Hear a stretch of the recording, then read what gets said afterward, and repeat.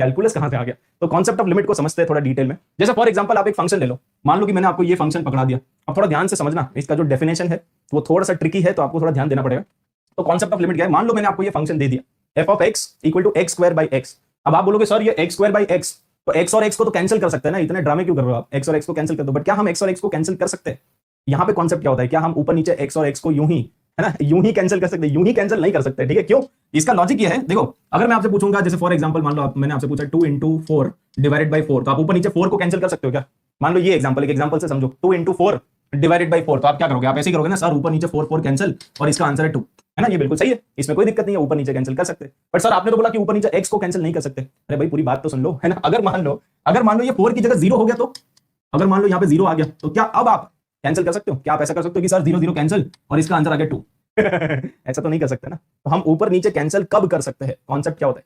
हम ऊपर नीचे कैंसिल तभी कर सकते हैं जब वो नॉन जीरो क्वांटिटी होगा। अगर यहाँ पे कुछ ना कुछ नॉन जीरो होगा ना, तो आप कैंसिल कर लो। बट अगर ऊपर नीचे 0 हो गया तो हम कैंसिल नहीं कर सकते। समझ गए? तो व्हाट इज द कॉन्सेप्ट? यहाँ पे कॉन्सेप्ट आपको पकड़ना पड़ेगा। अगर कोई भी नॉन जीरो क्वांटिटी है तो कर लो कैंसिल, कोई दिक्कत नहीं है। बट अगर ऊपर नीचे 0 आ गया तो आप कैंसिल नहीं कर सकते। ऐसा नहीं कर सकते कि भाई 0 0 कैंसिल और 2 आ गया, इसका आंसर वो नॉट डिफाइंड हो जाएगा। इसका एक्चुअल आंसर क्या आएगा? ऐसा 0 0 कैंसिल मत कर देना, ठीक है? इसका एक्चुअल आंसर क्या आएगा? नॉट डिफाइंड, क्योंकि डिनोमिनेटर 0 है। अगर डिनोमिनेटर 0 है तो आप क्या बोलोगे? x इक्वल टू 0 पे ये फंक्शन डिफाइंड नहीं है। तो x equal to at x equal to 0 at x equal to 0 this function f of x is not defined. तो बेसिकली ये फंक्शन को हम डिफाइन कैसे कर सकते हैं? अब देखो x इक्वल टू 0 पे फंक्शन डिफाइंड तो है नहीं, है ना? तो ये आपको समझ में आ रहा है कि since f of 0 is not defined, so we try to find out the value of fx in the neighborhood of 0। देखो x इक्वल टू 0 पे फंक्शन डिफाइंड नहीं है, बट 0 प्लस पे तो डिफाइंड है ना, और 0 माइनस पे भी डिफाइंड है। अब ये 0 प्लस और 0 माइनस क्या है? 0 प्लस और 0 माइनस मतलब इसको हम बोलते हैं neighbourhood of 0। x equal to 0 को अगर आप नंबर लाइन पे प्लॉट करोगे, तो मान लो ये नंबर लाइन है और ये x इक्वल टू 0 है। 0 प्लस मतलब 0 से जस्ट थोड़ा सा बड़ा। 0 प्लस का क्या मतलब है? 0 प्लस का मतलब है 0 से आपको हल्का सा आगे चलना है, थोड़ा सा ही, ठीक है? तो ये 0 से हल्का सा बड़ा। और 0 माइनस मतलब एक ऐसा नंबर जो 0 से हल्का सा कम है, इसको हम बोलते हैं 0 माइनस। अब x इक्वल टू 0 पे फंक्शन डिफाइंड नहीं है, बट 0 प्लस पे तो डिफाइंड है ना। 0 प्लस मतलब 0.000001 है ना। 0 प्लस मतलब अप्रोक्सीमेटली आप ऐसे समझ सकते हो, एक ऐसा नंबर जो 0 से थोड़ा सा बड़ा है। 0 से थोड़ा सा बड़ा ये नंबर आप ले लो 0.000001, ठीक है? तो ये 0 से थोड़ा सा बड़ा है। अब यहाँ पे तो फंक्शन डिफाइंड है ना, तो हम यहाँ पे फंक्शन का वैल्यू निकालेंगे। वो कहते हैं ना, मतलब आपने सुना भी होगा कि मतलब अगर किसी इंसान के बारे में जानना है तो उसके नेबरहुड को चेक करो, उसकी जो फ्रेंडशिप है, उसके जो दोस्त लोग हैं, उनके बारे में आप पता लगाओ कि भाई ये जो लड़का है वो डिसेंट है कि नहीं। अगर आपको पता करना है तो आप क्या करोगे? आप उसका जो फ्रेंड सर्कल है उसको चेक करोगे। अगर सारे दोस्त लोग अच्छे हैं, है ना, पढ़ाई करने वाले दोस्त है, तो मतलब वो लड़का भी पढ़ाई करने वाला होगा, काफी डिसेंट लड़का होगा। बट अगर सारे बिगड़ेल है, ठीक है, तो लड़का भी फिर वैसा ही होगा। तो इसीलिए x इक्वल टू 0 पे फंक्शन डिफाइंड नहीं है। x इक्वल टू 0 पे फंक्शन का क्या हो रहा है हमें नहीं पता, बट 0 प्लस और 0 माइनस पे हम चेक कर लेंगे, नेबरहुड में चेक कर लेंगे, और फिर बोल देंगे कि नेबरहुड पे जो भी हो रहा है वही x इक्वल टू 0 पे भी हो रहा है।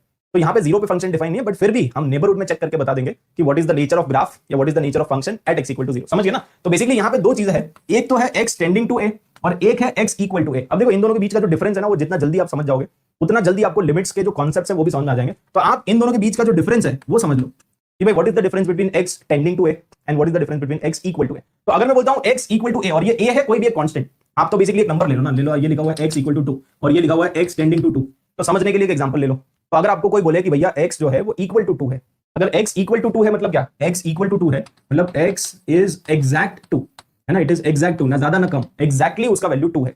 अगर मैं आपको बोलूं कि x इक्वल टू 2 मतलब x का वैल्यू ना तो 1.99 है ना ही 2.001 है, x का वैल्यू है एग्जैक्ट 2, ना ज्यादा ना कम, एग्जैक्टली 2। लेकिन अगर आपको कोई बोले कि x इज टेंडिंग टू 2, तो टेंडिंग टू 2 का मतलब होता है कि x का वैल्यू 2 कभी नहीं होगा। इसका मतलब x का वैल्यू या तो 2 से थोड़ा ज्यादा होगा या फिर x का वैल्यू 2 से थोड़ा कम होगा, 2 प्लस या 2 माइनस। तो हमेशा टेंडिंग का मतलब होता है या थोड़ा सा ज्यादा या तो थोड़ा सा कम। टेंडिंग मतलब x का वैल्यू इक्वल टू 2 कभी नहीं हो पाएगा, it is never ever equal to 2। तो ये टेंडिंग का मतलब आपको समझ में आ गया। तो इसी को हम बोलते हैं नेबरहुड ऑफ 2। ये यहाँ पे x जो है वो कहां पे लाई करेगा? x will lie in the neighbourhood of 2। Neighbours मतलब अगल बगल वाले, जैसे 2 से आसपास वाले कौन लोग हैं? 2 प्लस है और 2 माइनस है, 2 से थोड़ा ज्यादा और 2 से थोड़ा कम, तो ये नेबरहुड हो गया। तो जब भी टेंडिंग वाली बात आएगी तो आपको नेबरहुड में चेक करना पड़ेगा। समझ गए होंगे मेरे ख्याल से, ठीक है? अभी धीरे धीरे और भी सारी चीजें आपको समझ में आएगी। तो बेसिकली इस फंक्शन का ग्राफ कैसा बनेगा? तो हमने यहाँ पे कॉन्सेप्ट पढ़ा था कि अगर x नॉन जीरो है तो ऊपर नीचे कैंसिल कर सकते हैं। हम कैंसिल कब कर सकते हैं? कैंसिल हम तभी कर सकते हैं जब ऊपर नीचे नॉन जीरो है। तो बेसिकली इस फंक्शन को आप ऐसे डिफाइन कर सकते हो ना, if x is not equal to 0, if x is not equal to 0 तो ऊपर नीचे कैंसिल कर सकते हैं, कोई दिक्कत नहीं है। तो कर दो आप कैंसिल, ऊपर नीचे कैंसिल कर दो, तो क्या आ जाएगा? fx इक्वल टू x आ जाएगा। बट अगर x का वैल्यू 0 है तो हम ऊपर नीचे कैंसिल नहीं कर सकते। If x is equal to 0 तो आपका फंक्शन आ जाएगा नॉट डिफाइंड, क्योंकि डिनोमिनेटर 0 हो जाएगा ना। और सिंस यहाँ पे डिनोमिनेटर 0 हो रहा है, हम क्या बोल देंगे? हम बोल देंगे फंक्शन इज नॉट डिफाइंड। तो इसका ग्राफ क्या आएगा? इसका ग्राफ आएगा fx इक्वल टू x, और fx इक्वल टू x मतलब y equal to x line आएगी। तो y equal to x line आएगी, बट 0 पे सर्कल आएगा। इस 0 पे आपको सर्कल दिख रहा है? 0 पे सर्कल आएगा, क्यों? क्योंकि x इक्वल टू 0 पे फंक्शन डिफाइंड नहीं है, x इक्वल टू 0 पे कोई वैल्यू ही नहीं है, वहां पे फंक्शन डिफाइंड ही नहीं है। तो y equal to x line आएगी बट ये y equal to X line तभी आएगी when x is not equal to 0। जब x का वैल्यू इक्वल टू 0 है वहां पे बेसिकली सर्कल आ जाएगा, वहां पे फंक्शन डिफाइंड ही नहीं है। समझ गया ना? So what is the difference between, अगर मैं आपसे इसका ग्राफ पूछता तो अगर मैं सिंपली ऐसे लिख दूं कि भाई एक और फंक्शन है, आप नया फंक्शन ले लो gx and let's say gx is equal to x, तो इसका ग्राफ क्या होगा? इसका ग्राफ होगा straight line passing through origin, ये y इक्वल टू x, इसमें पूरी लाइन आएगी, है ना, इसमें पूरी लाइन आएगी, यहाँ पे सर्कल नहीं आएगा। बट इसका जो ग्राफ है ये fx का ग्राफ है, तो fx का जो ग्राफ है वो अलग है और gx का जो ग्राफ है वो अलग है, दोनों अलग अलग है। तो ये दोनों फंक्शन सेम है क्या? fx ये फंक्शन है और gx ये फंक्शन है, दोनों फंक्शन अलग अलग है। क्यों? क्योंकि इसका वैल्यू हर जगह x है लेकिन इसका वैल्यू हर जगह x नहीं है। जब x इक्वल टू 0 हो जाएगा तो वहां पे पंगा पड़ जाएगा, x इक्वल टू 0 पे फंक्शन डिफाइंड ही नहीं है क्योंकि डिनोमिनेटर 0 है। तो वो पॉइंट एक हटाना पड़ेगा आपको, एक पॉइंट आपको हटाना पड़ेगा, समझिए ना? अच्छा, इसी चीज को और थोड़ा डिटेल में समझो, इसी को आप थोड़ा ग्राफिकली भी समझो। अगर मैं आपसे पूछता हूं f ऑफ 0, तो वो तो डिफाइंड नहीं है ना? ये वाला फंक्शन है, मान लो अगर ये वाला फंक्शन है तो f ऑफ 0 तो डिफाइंड नहीं है। f ऑफ 0 का क्या मतलब?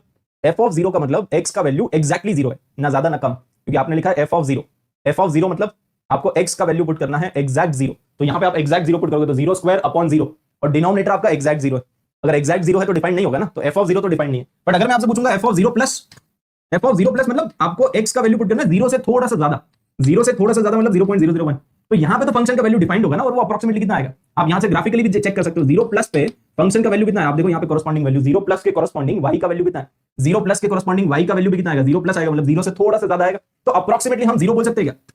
क्योंकि अल्टीमेटली अपने को लिमिट से मतलब है, लिमिट का मतलब ही होता है अप्रोक्सीमेट वैल्यू है, लिमिटिंग वैल्यू, लिमिटिंग वैल्यू या अप्रोक्सीमेट वैल्यू, ठीक है? तो y का जो भी हम वैल्यू निकालते हैं ना वो अप्रोक्सीमेट वैल्यू है। और सिमिलरली f ऑफ 0 माइनस, इसको भी आप ग्राफिकली चेक कर सकते हो, ये 0 है तो 0 माइनस यहां पे कहीं पे आएगा ना, दिस इज 0 माइनस, और 0 माइनस पे फंक्शन का वैल्यू, तो 0 माइनस पे भी फंक्शन का जो अप्रोक्सीमेट वैल्यू आएगा वो कितना आएगा, वो 0 ही आएगा। तो यहां पे आप बोल सकते हो कि जो LHL है that is equal to RHL। ये LHL RHL क्या होता है? LHL और RHL को हम बोलते हैं this is right hand limit, RHL तो राइट हैंड लिमिट, और LHL मतलब लेफ्ट हैंड लिमिट, तो लेफ्ट हैंड लिमिट और राइट हैंड लिमिट दोनों ही बराबर बराबर है, तो हम यहां पे बोलते हैं कि लिमिट एग्जिस्ट, है ना? वही अपना अगला कॉन्सेप्ट है, एग्जिस्टेंस ऑफ लिमिट। तो लिमिट एग्जिस्ट कब करेगी? लिमिट एग्जिस्ट तभी करेगी जब LHL will be equal to RHL and it should be equal to finite, finite भी होना चाहिए, ठीक है? ऐसा नहीं होना चाहिए कि LHL इनफाइनाइट आ रहा है RHL भी इनफाइनाइट आ रहा है, दोनों का वैल्यू फाइनाइट फाइनाइट होना चाहिए। If LHL is equal to RHL is equal to finite then only we can say that limit will exist. तो अगर आपसे कोई पूछेगा ये, अगर आपसे कोई पूछेगा लिमिट x टेंडिंग टू 0 और x स्क्वायर बाय x, तो इसका आंसर क्या आएगा? क्या ये एग्जिस्ट करेगा? अब देखो यहाँ पे x टेंडिंग टू 0 है, मैंने आपको क्या सिखाया था कि if x is tending to 0 that means x is never equal to 0, या तो x का वैल्यू 0 प्लस होगा या 0 माइनस होगा, बट 0 नहीं होगा। अगर 0 नहीं होगा तो क्या हम ऊपर नीचे कैंसिल कर सकते हैं? हाँ, ऊपर नीचे कैंसिल कर सकते हो। क्यों? क्योंकि x का वैल्यू 0 तो है ही नहीं। अगर ऊपर नीचे 0 होता है तो कैंसिल नहीं कर सकते, बट यहाँ पे ऊपर नीचे 0 तो है ही नहीं, वो तो टेंडिंग टू 0 है, टेंडिंग टू 0 मतलब नेवर इक्वल टू 0, तो ऊपर नीचे कैंसिल करो ना, आराम से आप कैंसिल कर सकते हो। तो बचा क्या? तो बचा लिमिट x टेंडिंग टू 0 और x बचेगा, और बस आप x का वैल्यू 0 पुट कर दो तो लिमिट कितनी आएगी? तो लिमिट एग्जिस्ट करती है। यहाँ पे देखो लिमिट का वैल्यू 0 आ रहा है, और यहाँ से भी हमने देखा था ग्राफिकली भी, इधर भी 0 आ रहा है, इधर भी 0 आ रहा है, तो लिमिट एग्जिस्ट करेगी। बट क्या फंक्शन डिफाइंड है? इसी में अगर आपसे मैं पूछूंगा कि भाई fx is equal to x square by x, तो आप बताओ f ऑफ 0, f ऑफ 0 का आंसर क्या आएगा? f ऑफ 0 का आंसर आएगा नॉट डिफाइंड, मतलब फंक्शन डिफाइंड नहीं है बट फिर भी लिमिट एग्जिस्ट करती है। तो यहीं पे तो लिमिट्स का कॉन्सेप्ट काम में आता है कि भाई एक फंक्शन है उसमें 0 पे मुझे क्या हो रहा है पता ही नहीं था, बट अब पता है ना, अब मुझे पता है कि भाई अप्रोक्सीमेटली 0 के आसपास अगर आप ग्राफ देखोगे तो 0 के आसपास ही वैल्यू आ रहा होगा, 0 पे x इक्वल टू 0 पे फंक्शन का वैल्यू क्या आ रहा होगा? 0 के आसपास ही आ रहा होगा। इसी को हम बोलते हैं limiting value of the function या approximate value of the function. तो एक फील आ जाएगी आपको। लिमिट्स का कॉन्सेप्ट इसीलिए होता है कि भाई x इक्वल टू 0 पे फंक्शन तो डिफाइंड ही नहीं है, तो x इक्वल टू 0 पे आप पता कैसे करोगे कि उसका क्या वैल्यू है, फंक्शन का नेचर क्या है, कहां पे ग्राफ जाएगा, किसके आसपास होगा, आपको कुछ भी नहीं पता है। बट हाँ, लिमिट निकाल लोगे तो पता चल जाएगा कि भाई लिमिटिंग वैल्यू इसकी 0 है, मतलब 0 के आसपास ही यहाँ पे ग्राफ जो है वो कहीं ना कहीं टहल रहा होगा। समझ गए ना?